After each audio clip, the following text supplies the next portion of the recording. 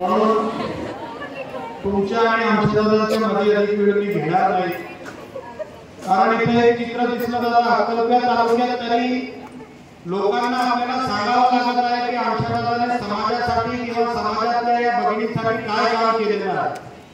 पण इथे भगिनींनी तुमचं गाणं करून ठेवलेलं, एवढी तयारी लोकांनी तुमच्या स्वागताची करून ठेवलेली असताना मला वाटत नाही की या लोकांना तुमच्या कार्याबद्दल आपण काय बोलून सूर्याला प्रकाश किंवा कंदील दाखवण्याचे काम आपल्याला करण्याची गरज आहे. अत्यंत समाजासाठी झटणारा माणूस आमच्या दादा व्यासपीठावर आपल्या समोर उपस्थित आहे. सगळं सन्माननीय व्यासपीठ, खास करून मंडळ पाहुणे, विधान परिषद सदस्य आपले भावी म्हणून रतन दादांना सांगितलं, दादा ज्या वेळेला शिवसेनेच्या मंचावर मी जातो रतन दादा, आणि ज्या वेळेला केजी पाटील साहेबांच्या कार्याचा गौरव होतो तेव्हा मला हे वाटतं की 10 वर्षाच्या पाप माझ्याही अंगावर आहे. तर तुमच्या अंगावर 35 वर्षाचे पाप आहे. 35 वर्षाचे आम्ही 10 वाला ये 35 साल से साथ में दादा, जब टिकट नहीं मिला था तो अपक्ष लड़ाने वाले रतन दादा थे. रतन दादा, विक्रम दादा, इनके आंध्र निवास में पेड़ के ऊपर सोते थे और आज के मंत्री इनके दोनों के बेड के बीच में गादी बिछा के सोते थे. ये चित्र भी इन्होंने मुझे बोलेला है, मेरे को मालूम है. आणि म्हणून जर या दर्गा भागाचं खरंच नुकसान झालेलं आहे असं तुम्हाला वाटत असेल, आम्ही सांगत नाही, तुम्हाला असं वाटत असेल तर त्याची त्या पापामध्ये रतन दादा असतील, आम्ही असेल, मागे आनंद भाऊ बसलेले, काळा बसलेले, आम्ही काँग्रेसमधून शिवसेनेत आलेले सगळेच लोक त्याच्यासाठी आम्ही कारणीभूत आहोत असं आम्ही मान्य करतो. पण आम्ही आमची चूक सुधारली आहे.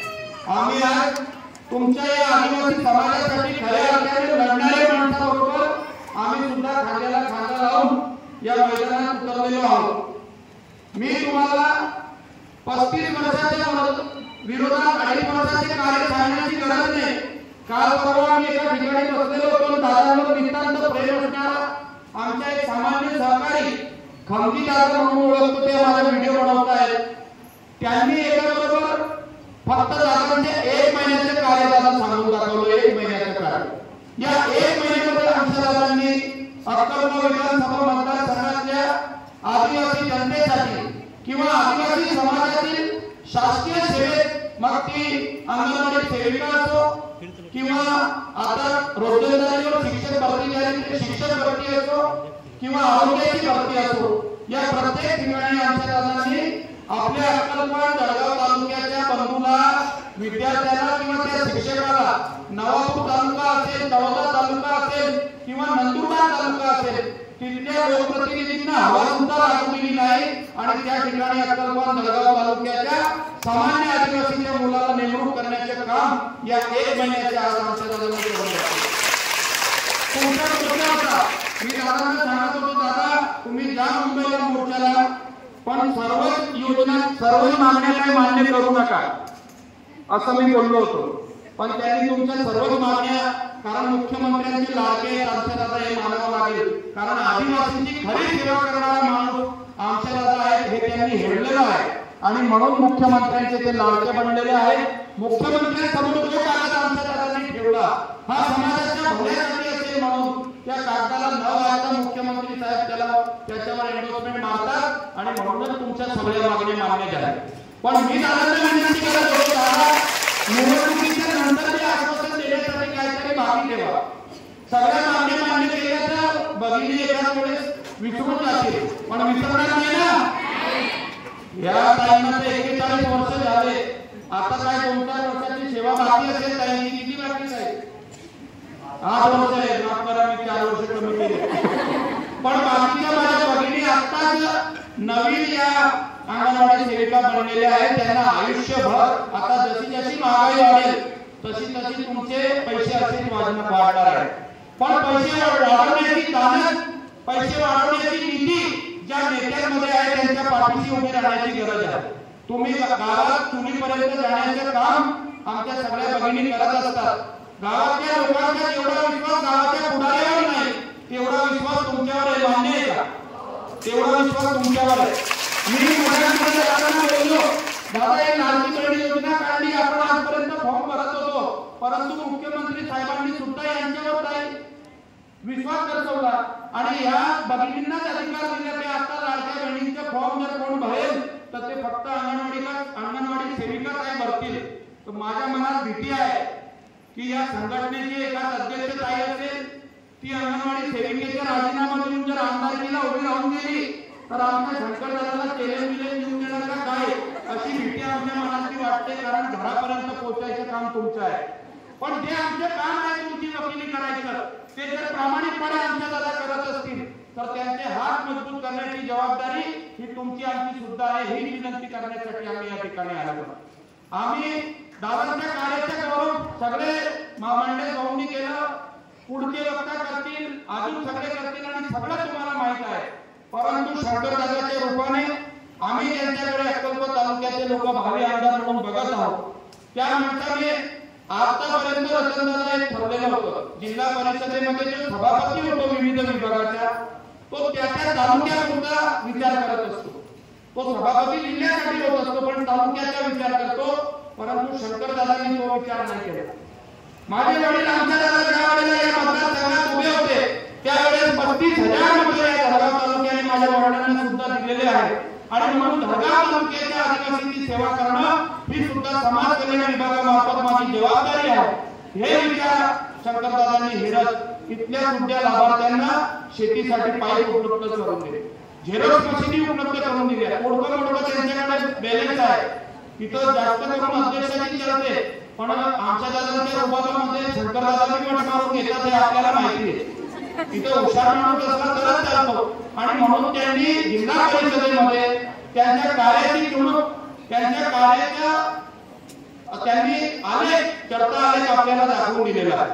कोणी टीका करत असेल आमच्या दादा आमदार नुसता लढका आमदार किंवा ना आपल्या आमदारच्या पोरगा घरदार झालेला रतनदादा फिर आमदार का लड़का आमदार हो जाएगा क्या बिगड़ेगा. जिल्ह्यात मंत्री काही वर्ष होते त्यांचे पोरं आमदार झाले, त्यांच्या मुली खासदार झाल्या, त्यांची सुनबाई जिल्हा परिषदेच्या अध्यक्ष झाल्या. मग आमच्या आमदाराच्या पोरगा जर आमदार झाला आणि आमच्या आमदाराची ताकद वाढवण्याचे काम जर त्याने केलं तर काय चुकत आहे. समाजाला 2.5 वर्षामध्ये त्यांनी त्यांचं कार्य दाखवलेलं आहे. आणि मग अशा परिस्थितीमध्ये मुख्यमंत्री साहेब एकनाथ शिंदे साहेब जर प्रत्येक मागणीला आपलं होकार देत असेल, खऱ्या अर्थाने महिला आपण 20 वर्षापासून बोलत आहोत महिला राज आलं, पण खऱ्या अर्थाने महिला राज जर कधी आलं असेल तर या एकनाथ शिंदे साहेबांच्या या 2.5 वर्षाच्या काळात त्यांनी जे महिलांसाठी धोरणात्मक निर्णय घेतले, त्यांना आर्थिकदृष्ट्या मदत देण्याचा सक्षम करण्याचा जो निर्णय घेतला, तिजोरीची चावी म्हणजे तुमच्या खात्यात पैसे येणार तर त्यांच्यासाठी घेतले. तर लाडक्या बहिणी जास्त नाही, सगळ्या अंगणवाडी सेविका आणि मदतनीस दिसत आहेत, पण लाडक्या बहिणीच्या असतील नसतील तरी हे आदेश जेव्हा तुम्ही त्यांना वाटणार तेव्हा सांगा. हा यांनी पण दादा यांना ते पैसे भेटतात मला माहिती आहे, पण हे पहिले हुशार आहे.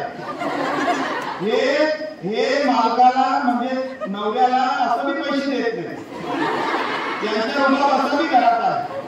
पण ज्या बिचाऱ्या चुलीपासून बाहेर निघालेल्या बाया नाही किंवा शेतात मजुरी करतात त्या बायांवर एखाद वेळा नवरा जर बेवडा असला तर दादागिरी करून पैसे मागू शकतो. आमच्या दादाचा नंबर घराघरात पोहोचलेला आहे, नसेल तर लिहून घ्या 94 14 27 27 हा नंबर लिहून घ्या. तर धमकी द्यायची आमच्या दादाची धमकी देतो. एक बार सरकार राज्याची जेव्हा विरोधात होते तेव्हा सुद्धा आरोग्य मंत्री असतील, आदिवासी विकास मंत्री असतील, त्यांना धाड दाखवण्याचे काम आणि अक्कलकोट आणि धडगाव तालुक्यामध्ये आरोग्याच्या सुविधा चांगल्या व्हाव्यात, शिक्षणाच्या सुविधा चांगल्या व्हाव्यात, आदिवासींना न्याय मिळावा, आदिवासींमध्ये कोणी घुसखोरी करू नये. मी थोडक्यातच फक्त कालच्या माझ्या भाषणाचे एक दृष्टांत सांगतो दादा. काल भाषण सुरू होतं आमचं, एकूण आपले जे कोऑर्डिनेटर होते समन्वयक सोशल मीडियाचे त्यांना यायला उशीर होणार होतं, पण दादांचे आम्हाला फोन येत होते. आम्ही दादांचं लोकेशन घेतलं कानादादांकडून. कानादादा आम्हाला सांगितलं का हो दादा मुख्यमंत्र्यांच्या दालनामध्ये आहे. खरं म्हणजे काल ही आमची मीटिंग होती, ती कशासाठी होती बहिणींना 2 मिनिटं ऐकून घ्या. कालची आमची जी मीटिंग होती ना ते दादांच्या मुलाला आमदार करण्यासाठी आम्हाला कशा नियोजन करायचे त्याची एक मीटिंग होती. अत्यंत महत्त्वाची ती मीटिंग, ती बैठक सगळ्या तालुक्याचे प्रमुख पदाधिकारी, शिवदूत, बूथ प्रमुख, पन्ना प्रमुख आलेले होते. दादांना तिथं थांबणं खूप गरजेचं होतं. पण जेव्हा समाजाच्या विषयावर लढण्याची गोष्ट आली त्यावेळेस स्वतःच्या खाजगी स्वार्थ बाजूला ठेवून रेल्वेने त्यांना तिकीट मिळत नव्हतं, त्यांच्याकडे बहाणा होता. त्याच्यानंतर गाडीने रस्ता प्रवास, त्या ठिकाणी रस्ता खराब आहे, पावसाळा आहे आणि ट्रॅफिक जाम होतो म्हणून तिथं पोहोचता येणार नाही ही सुद्धा त्यांच्याकडे नाट होती. आणि अतिदुर्गम भागात होतो, मला निरोप मिळाला नाही हे आपल्या साहेबांसारख्या रतनदादा नेहमीच्या कारण आमच्या दादांनी सांगू शकले असते. परंतु ते न सांगता स्वतःच्या स्वार्थ बाजूला ठेवलं. कार्यक्रमाची जबाबदारी आमच्या सगळ्यांवर कार्यकर्त्यांवर ठेवली आणि ते मुंबईला गेले. मुंबईला गेल्यानंतर त्यांनी इकडे वाऱ्यावर सोडून दिलं असं नाही, तर मुख्यमंत्र्यांच्या दारात सुद्धा आमचे फोन घेत होते. फोनवर मुख्यमंत्र्यांनी रोजंदारी सेवकांसाठी जो निर्णय जाहीर केला तो निर्णय सुद्धा आमच्या दादांनी आमच्या बैठकीत कळवला. आणि तिथं सुद्धा समाजाच्या मागणीबरोबरच आमच्या अंगणवाडी सेविकांच्या आपण काय निर्णय घेणार, आमच्या रोजंदारी सेवकांच्या आपण रोजगार सेवकांच्या बद्दल आपण काय निर्णय घेतात याच्याबद्दलची काळजी त्यांना होती. आणि म्हणून काल तुमच्याबद्दल एक शेर बोललो जो तंतोतंत तुमच्यावर लागू. इधर की फिक्र उधर का ख्याल रखता है, इधर की फिक्र उधर का ख्याल रखता है. एक आमचा दादा ही वो शख्स है जो सबको संभाल रखता है. आणि हे आमच्याकडे त्यांच्यावर लागू होतं. समाजातल्या लहान माणसाच्या निगर्वीपणामुळे त्यांच्यापणे त्याच्या प्रश्नाची जाण असणारा एक नेता आणि त्यांच्या पावलावर पाऊल ठेवून भविष्याचे राजकारण आपण ज्यांच्या प्रतिनिधित्वातून करायची आम्ही इच्छा बाळगत आहोत ते शंकर असं म्हणजे दुहेरी ताकद. कारण विधानसभेच्या आमदाराला नक्कीच खूप महत्व असतं. राहुलने सांगितलं पोटतिडकीने 30 वर्ष, 30 नाही 35 झाले.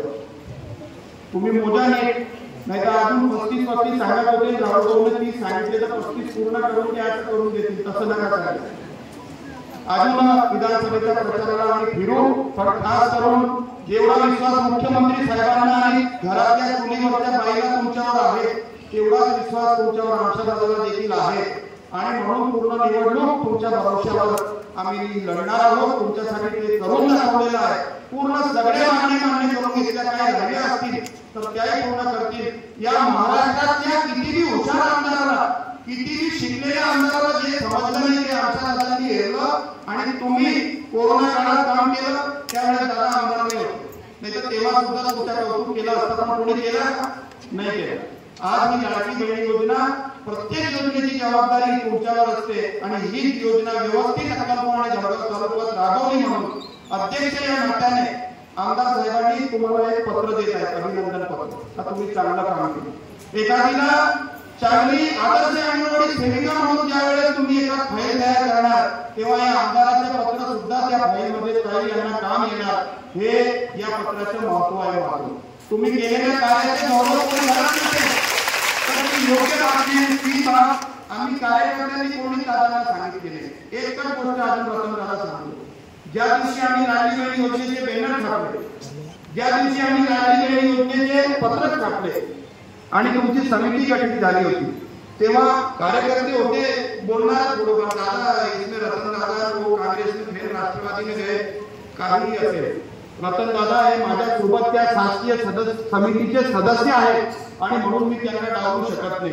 वाटल्यास माझ्या फोटो थोडाफार मोठा करून द्या म्हणे, पण रतन दादा आणि आपले पवार साहेब सुभाष पवार यांच्या फोटो सुद्धा टाकायचे आणि ती जबाबदारी मला दिली तर तुम्ही बोला. आणि मैंने दादा एक बार फोन पे भी रतन दादा को बोली थी. आणि म्हणून आपला सुद्धा सन्मान महायुतीतला एक घटक पक्ष त्याच्यातले तुम्ही सुद्धा आमदारकीचे दावेदार, कारण तुम्ही आमदार घडवलेले लोक आहेत, तुम्ही दावेदार आहेत. जोपर्यंत दावेदारी आहे काय हरकत नाही, तुम्ही तुमचे प्रयत्न करा. पण ज्या दिवशी या मतदारसंघामध्ये महायुतीच्या उमेदवाराला शिक्कामोर्तब होईल त्या दिवशी मात्र रतनदादा हात जोडून विनंती करतो की आपण सुद्धा आमच्या मदतीला या. आपल्याला उमेदवारी मिळाली तर आमच्या दादांचे पाय धरायला सुद्धा कमी पडणार नाही. तुमची माझी मैत्री आहे. आमच्या दादाला सांगितलं पण जर आम्हाला प्रतिनिधित्व मिळालं तर नक्कीच आपणही मला मदत करावी अशा प्रकारची आम्ही तुमच्याकडनं अपेक्षा बाळगतो. मला खात्री पण आहे आणि माझ्या साईडवरून मी तुमच्या लक्षात आलं असेल, तुमच्या सोबत असताना एवढी नाही होती बोडी, आता वजन विजन वाढलेलं आहे, सोनं वाढलेलं आहे, बसायला डबल खुर्ची लागते, सगळं आमच्या हातात नाही झालेलं आहे आणि म्हणून तुमचंही आम्ही परिपूर्ण लक्ष ठेवू. नक्कीच मी लांबवलेलं आहे माझं भाषण, पण थांबतो. मी काहीही जास्तीच्या बोललो असेल, चुकीचं बोललो असेल, मंडळ दोन्ही शिकवून दिलं, मला माफी मागून घ्यायची, म्हणजे नंतर काही नाही करते भाषण पे ज्यादा बहुत टीका हो रही है. इसके लिए आज काही चुकीचं बोललं जाते असेल तर व्यासपीठ आणि उपस्थितांची मी माफी मागतो. जय हिंद, जय महाराष्ट्र.